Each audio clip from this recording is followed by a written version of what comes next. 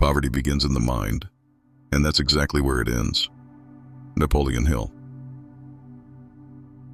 Before we begin, here's a small ritual. Write in the comments one word that accurately describes your current state. Sign it, and let's get started. You were never meant to be poor. Poverty isn't natural. It's learned. From the moment you could understand words, the world started installing beliefs into your mind. Money doesn't grow on trees. Rich people are greedy. Be grateful for what you have. These phrases didn't sound dangerous, but they planted the idea that wanting more is wrong. And so, most people grow up with a subconscious guilt around wealth. They work hard, stay broke, and think it's their fault. But it's not. The problem isn't in their effort, it's in their programming. Look at the world. People with fewer skills often earn more. People who started after you have already passed you. This isn't about luck, it's about mindset. Wealth begins in the mind, not the wallet. And most people are running outdated mental software, inherited beliefs that keep them stuck in survival mode. It's time to uninstall those beliefs. The first lie is that money is evil, but money is neutral. It only amplifies what's already inside a person. In the hands of someone wise and grounded, money becomes a tool for freedom, for helping others, for creation. The second lie is that hard work equals wealth. If that were true, every laborer would be rich. Most hardworking people stay broke because they don't understand the game of money. They trade time for income instead of learning how to multiply it. The truth is that being broke is a habit, a mental loop. People who stay broke tend to think in terms of limits. I can't afford it. I'm not lucky like them. I'm just not good with money. But wealth thinkers flip the question. They ask, how can I afford it? They look for doors instead of walls. This shift, from limits to solutions, changes everything. To escape poverty, you must shift your identity. Stop seeing yourself as a struggler. Stop thinking like a survivor. Survivors wait for permission. Builders create options. Survivors blame systems, parents, the economy. Builders ask, what can I control today? That question is the key. Take back your attention. Every ad, every news story, every trend is trying to convince you of one thing: that you are powerless without someone else's product, service, or approval. Unplug. Turn inward. Choose better input. Choose better voices. Choose to protect your focus like it's treasure, because it is. They never taught you in school how money really works, because schools are designed to produce employees, not thinkers. But the truth is simple. You can set aside a small percentage of your income, no matter how little. You can invest it in things you understand. You can build wealth slowly and wisely. You don't need a miracle. You need consistency. The shift begins when you stop waiting to be rescued. No politician, no boss, no lucky break is coming to save you. That's not a tragedy. It's freedom. Because it means the power was always yours. You can reprogram your brain. You can rebuild your beliefs. You can change how your family lives, not in theory, but in reality. Poverty is not a life sentence. It's a costume, and you can take it off. From now on, you're not here to survive. You're here to master. You're here to lead yourself. You're here to build something real. And it starts not with money in your hand, but with clarity in your mind. You are the foundation. You are the system. And starting now, the system changes. There's a simple rule that ancient minds understood better than most modern people. Pay yourself first. Not the government, not the landlord, not the market, yourself. This is the foundation of financial power. It comes from a principle as old as civilization itself, written into the walls of Babylon, taught by the richest man of his time. The idea is simple. Keep a portion of everything you earn, always. No matter how small the amount, no matter how tight things feel, you take at least one part out of every 10 and set it aside. That part is not to be touched. It's not for expenses, not for emergencies, not for the weekend. It's the seed of your wealth. The habit is more important than the number, because this act does something more powerful than grow your bank balance. It reprograms your identity. It tells your subconscious that you value your future more than your impulse, that you are not a slave to every need, every urge, every sale. The problem is, most people do the opposite. They earn, then spend, then save whatever's left, which is usually nothing, and they call it normal. But normal is broke. Normal is stressed. Normal is waiting for the next paycheck and hoping it arrives before the bills do. The Babylonian method flips that equation. First you take your cut, then you learn how to make it grow. Money that just sits, dies. It has to be trained to work. You don't hoard it, you mobilize it. Even if it's a small amount, you direct it toward things that multiply it. Knowledge, tools, assets. You learn the difference between what feeds your ego and what feeds your freedom. Every coin has a choice. It can buy momentary comfort or long-term leverage. Wealthy people choose leverage. This isn't about luck or talent. It's about order. Money responds to structure. The undisciplined mind loses money even when it comes in abundance. The disciplined mind grows it even from scraps. In Babylon, they had nothing we don't have now, except for a stronger sense of financial truth. They knew that building wealth wasn't about chasing income. It was about managing what you already had. No matter how small your earnings are, you can start. You can claim your 10%. You can begin to direct your financial energy instead of leaking it. This isn't a suggestion, it's a non-negotiable law. Those who keep nothing for themselves remain owned by others forever. Those who pay themselves first slowly buy their freedom, coin by coin, habit by habit. And once you begin, something strange happens. That small amount you protect starts to grow, not just in size but in power, because behind it is a new identity, someone who respects their time, their effort, their value. And when you respect your money, it begins to respect you. It starts showing up in unexpected ways. You notice opportunities you used to overlook. You stop buying things that gave you nothing but a quick dopamine hit. You become someone money can trust, someone who doesn't need to flaunt it to feel it. That's the paradox. When you stop chasing it emotionally, it starts chasing you strategically. But it all starts with that one small rule. 1 part of every 10. Not later. Now. Not when it's convenient. Always. Pay yourself first, and everything changes. Wealth always starts as a feeling before it becomes a fact. You don't get rich by accident. You get rich by direction. Every wealthy person you know or admire began with something invisible, a burning desire. Not just a wish, not a passive dream, a need that became obsession, a vision that refused to die. That's the fuel, and without it, no amount of strategy will work. Napoleon Hill called it a definite chief aim, a clear, specific outcome you commit to, emotionally and mentally. Most people never define it. They say they want more money, but that means nothing. How much? By when? For what purpose? If you can't answer those questions, your subconscious will never follow your lead. It needs clarity. It needs detail. It needs you to take the dream seriously enough to describe it. Once you know what you want, the next step is belief. If desire is the engine, belief is the ignition. Without belief, desire stays trapped in fantasy. The mind must be trained to accept the goal as real before it ever becomes real. You do that through repetition, through spoken affirmations, through visualizing the outcome daily.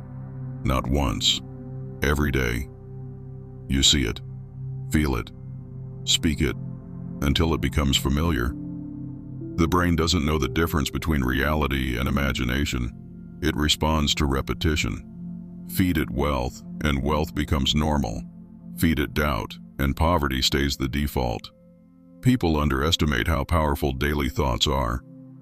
Every thought either builds or breaks the structure you're trying to create.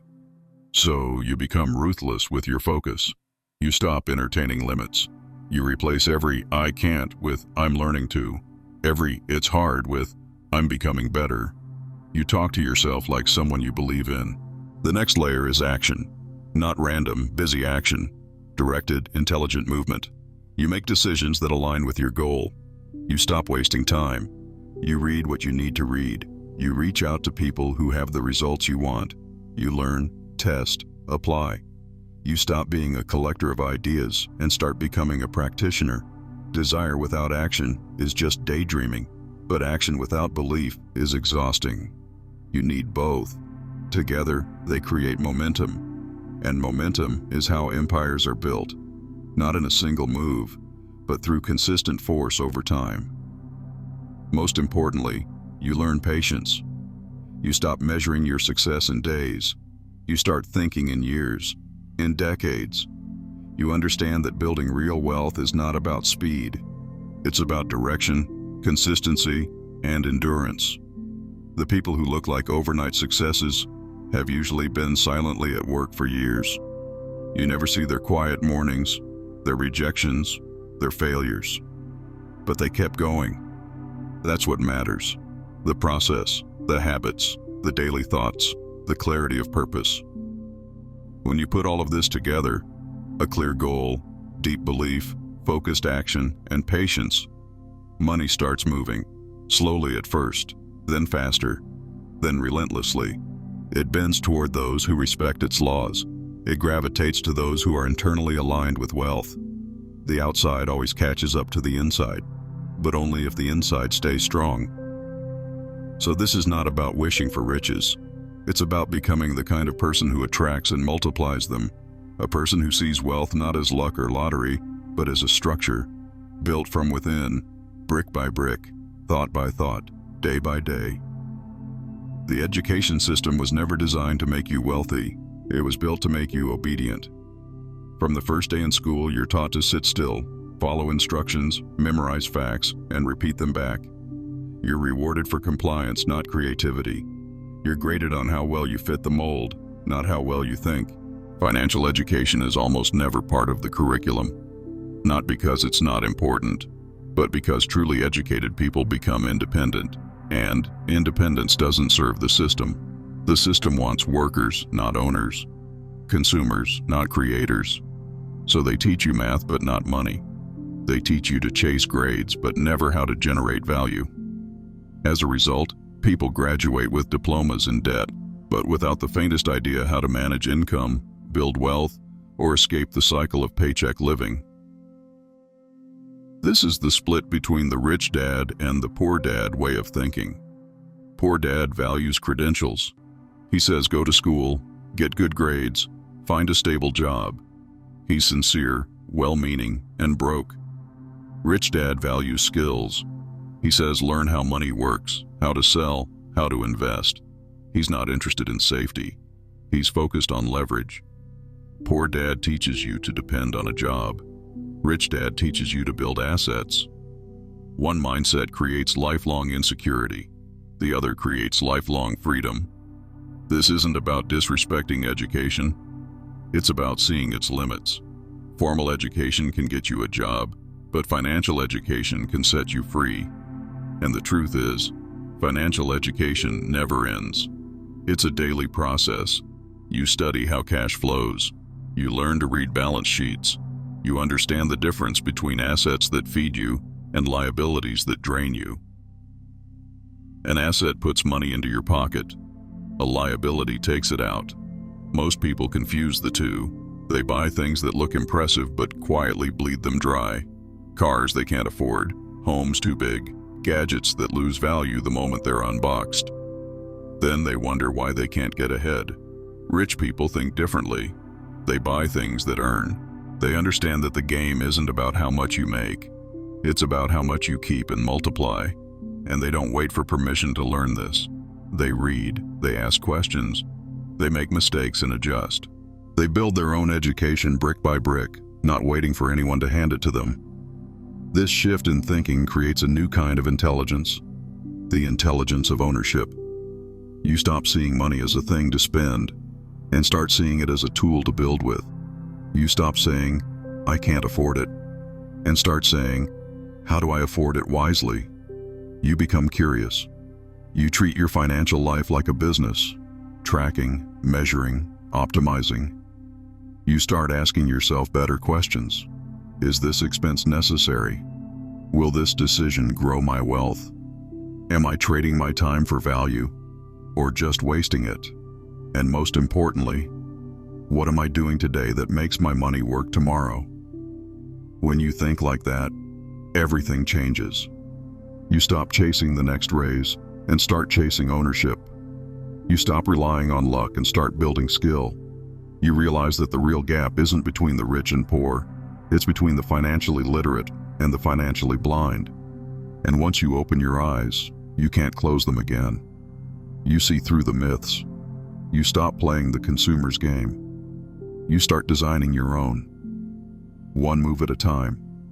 Quietly. Intelligently. And from that point on, school is over. But learning has just begun. Every person lives in one of four financial worlds, whether they know it or not. This is the essence of the cash flow quadrant. On the surface, it's simple. You are either an employee, self-employed, a business owner, or an investor.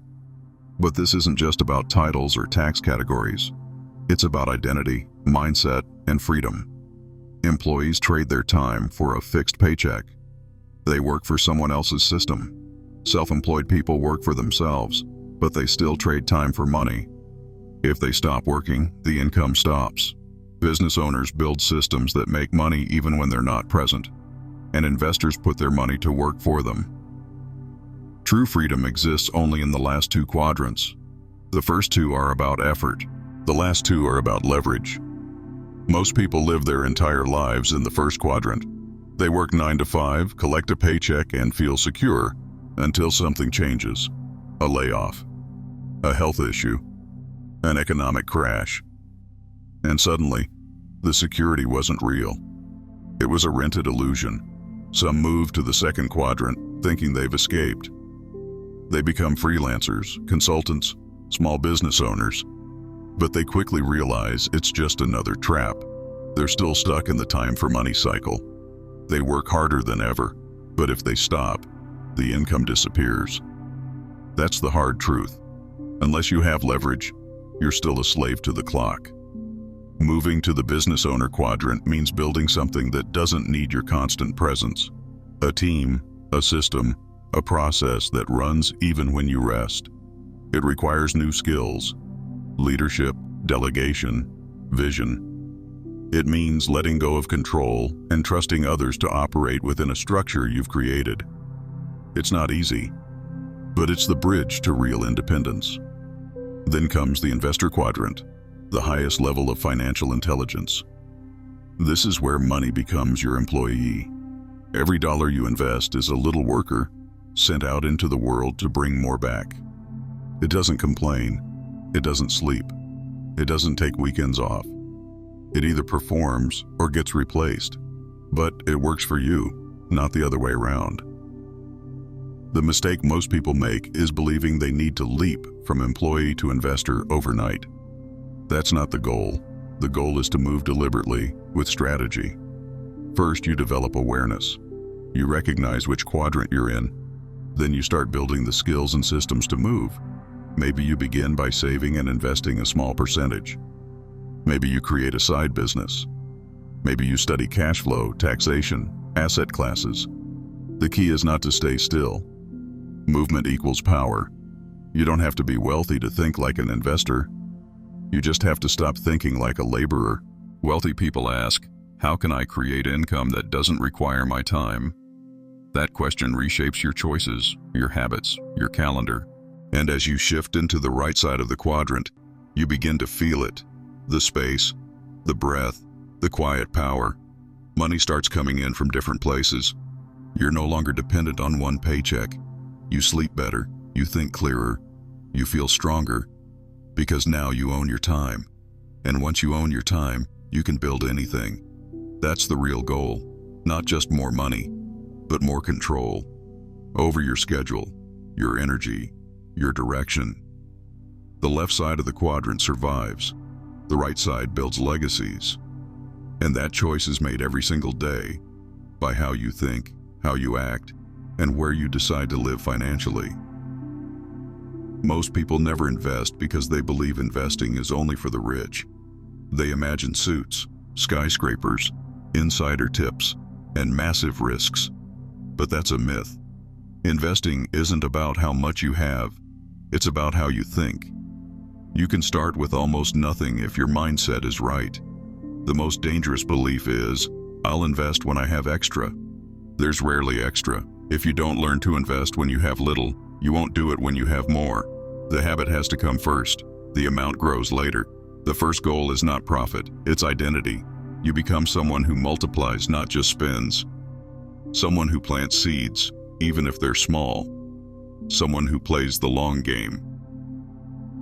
Investing means putting your money into things that work while you sleep. That could be a stock, a business, a piece of real estate, or even your own education. The key is this: money should be working even when you're not. If your income depends entirely on your presence, you're not free, you're trapped. The wealthy understand this. They focus less on earning more and more on buying back their time. They measure success in freedom, not just figures. So they choose vehicles that move them closer to passive income, where money flows without direct effort. It doesn't mean zero work. It means smarter work. Work that compounds. One of the simplest and safest ways to begin is with education. Not formal education, but targeted, financial knowledge. Learn how money works. Learn how compounding interest turns a small amount into something massive over time. Understand the difference between speculation and strategy. Don't chase trends. Don't try to get rich quick. Start small, start steady, and start now. 100 wisely invested today is better than 1,000 spent on distractions. The goal is not to look rich. It's to become rich quietly, strategically, and permanently. Diversification matters. Don't put everything into one basket. Spread your investments across different areas so that no single failure can destroy your momentum. But don't confuse diversification with distraction. Stay focused. Learn deeply. Move with intention. Know what you're investing in. If you don't understand it, don't touch it. And always protect your downside. Risk is real, but it can be managed. Never invest blindly. Never invest emotionally. And never invest just because someone else said it's a good idea. Think for yourself. You are the CEO of your money. Act like it. Over time, you begin to see the shift. Instead of spending every dollar, you start directing them. Every choice becomes more conscious. You no longer look at money emotionally. You look at it structurally. You start seeing assets where others see expenses. You learn the difference between cost and value. A book that grows your mind is not an expense. A course that teaches you skills is not a luxury. These are investments into your greatest asset, you. That's where it begins. Because the more you grow, the more your money can grow with you. And here's the truth. Investing is not optional if you want freedom. It's essential. Working forever is not a plan. It's a trap. Inflation is real. Emergencies are real. Aging is real. And only those who invest are prepared. It's not about becoming a millionaire overnight. It's about becoming someone who knows where their money goes, why it goes there, and how it comes back stronger. That's the game. And once you start playing it, everything changes. You stop being afraid. You stop chasing temporary highs. You start building, quietly, powerfully, brick by brick, move by move, until one day, your money is doing more work than you are. That's when freedom begins. The final key to financial freedom has nothing to do with money itself. It's about who you are when no one is watching. Your internal state, your discipline, your emotional stability, your confidence determines what you can hold on to. Because money is not just earned, it's managed. And management starts inside. You can have all the strategies, all the knowledge, all the right moves, but if your inner foundation is cracked, the whole structure collapses. This is why so many people who suddenly come into money lose it. Lottery winners, fast success stories, people who make it big before they've matured mentally. They don't lose the money because of bad luck. They lose it because their identity never caught up. Their inner world couldn't carry the weight of the external blessing. Wealth is attracted to responsibility, to structure, to self-respect. If you constantly avoid discomfort, procrastinate, chase shiny things, or lie to yourself, you're not ready. Money comes where it's safe, where it can grow, where it's respected, protected, multiplied. That means you need to become the kind of person who treats $10 with the same care you'd treat 10 million, because the habits are the same. Waste, disorder, and emotional spending at a small level don't disappear with more income. They get amplified. The person who spends without thinking, who avoids tracking, who lives for the next hit of pleasure, that person cannot hold long-term wealth. So the work begins in private, in how you talk to yourself, in what you do when nobody's pushing you, in whether you keep your own promises. There's no real wealth without character, not the kind that lasts, not the kind that brings peace. The more money you want to hold, the stronger your foundation needs to be. That means building emotional intelligence, learning how to delay gratification, learning how to deal with fear, boredom, stress, without using money as a drug. Some people spend because they're sad, others because they're angry. Some spend because they want to impress someone. All of it comes from the same place: emptiness. And no amount of shopping, vacations, upgrades, or numbers in an account can fill that void. That's the great lie, that more will finally make you feel enough. But real wealth begins when you realize you already are enough, that you don't need to prove anything to anyone, that you're building not from fear, but from purpose. When you clean up your inner world, money starts flowing differently. You stop chasing, you stop comparing, you stop making desperate decisions. You start listening to your values. You start following principles. You think long-term. You say no to quick wins that cost your peace. You set boundaries. You cut out noise. You create systems, not just to grow income, but to grow peace. Budgeting isn't punishment, it's freedom. Tracking your finances isn't boring, it's power. Saying no isn't deprivation, it's wisdom. Every small discipline adds to your foundation. Every time you choose structure over impulse, you become wealthier, whether or not you see it yet in numbers. And then, something powerful happens. You become someone others trust. Investors trust you. Partners trust you. Opportunities open, not because you're lucky, but because your integrity is visible. You become magnetic, not because of what you have, but because of how you carry yourself.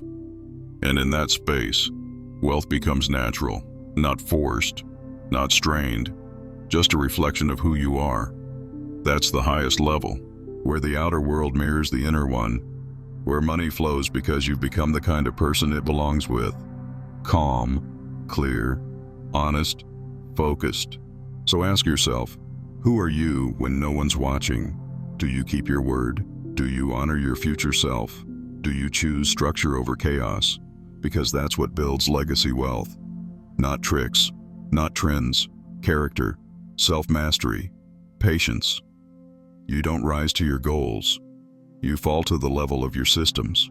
And your systems are built from the standards you set when it's just you, your choices, and your future in the balance. Start where you are. Clean your space. Get clear on your values. Track your money. Build a plan. Stay consistent. Talk to yourself like someone who deserves to win, because you do, but only if you become the person who can handle it. Money is not the reward, it's the reflection.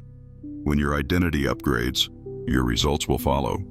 Not instantly, but inevitably. That's the law.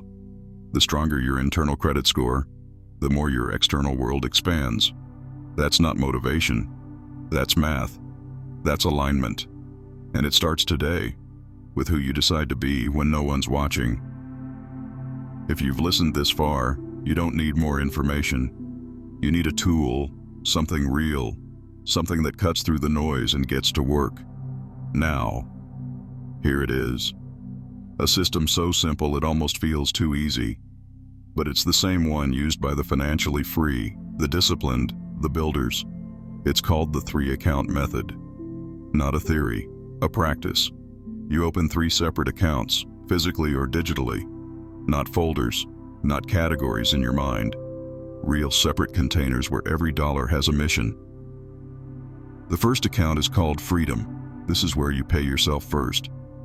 Every time money comes in, salary, freelance, gifts, doesn't matter, 10% goes here immediately.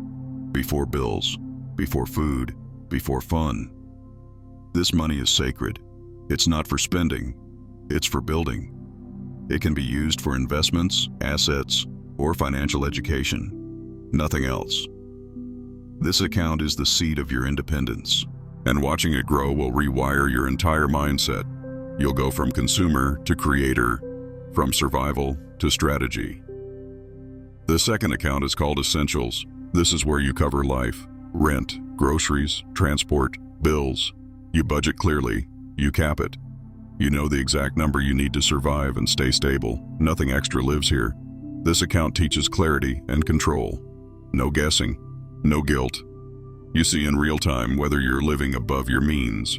If this account is too tight, it's a signal, not to panic but to pivot. Either cut down or build new income. But no lies, no chaos. This is your financial mirror. The third account is called play. This is where 5 to 10% of your income goes to enjoy guilt-free. Yes, guilt-free. The point of money isn't just survival or saving. It's also energy, reward, celebration. This account lets you breathe. It lets you enjoy progress without sabotaging the future. You can buy a small treat, take a trip, upgrade something simple. And when you do it from this account, you never feel regret, because it was planned, structured, controlled. That's it. 3 accounts, 3 purposes. But the effects are massive. In the first week, you'll feel lighter, because money is no longer just one chaotic pool. It has direction. In the first month, you'll feel stronger, because for the first time, you're not just earning, you're building. Your freedom account grows. Your essentials account shows the truth. Your play account keeps your motivation alive. And most importantly, you gain trust in yourself. That trust is the hidden currency, because once you trust yourself with small amounts, bigger amounts come. You stop fearing bills. You stop dreading decisions. You start thinking in systems. You become the kind of person wealth belongs to. Calm, structured, intentional. This method works whether you make a little or a lot. The numbers scale. The discipline stays. It's not about income. It's about order. Every great financial life is built on that. Not noise, not hype, but order. So set it up today. 3 accounts. Set your percentages. Automate it if you can. Manual if you must. But make it non-negotiable. This is the beginning of your wealth infrastructure. And from here, everything grows. You stop surviving. You start commanding. You stop leaking. You start leading. And you do it not someday, but today, with what you have. Where you are. That's the key. That's the system. And that's how financial freedom begins. Simple, sharp, unstoppable. You can start changing your financial life today. Don't wait for the perfect moment. Begin with the most important step. Save 10% of every income. That's your freedom. Set up 3 accounts. 1 for freedom, 1 for essentials, and 1 for joy. Pay yourself first. Live below your means, not as a victim, but as a strategist. Start thinking in terms of assets, not expenses. Buy what generates income, not what shows status. Learn, read, act, small steps. Make money your ally, not your enemy. Wealth doesn't come to the smartest. It comes to those who create structure in their wallet, in their mind, in their actions. Don't start tomorrow. Start today. Not with the perfect amount, with discipline. And remember, you are the source. Money only reflects your inner world. Change yourself, and everything else will follow.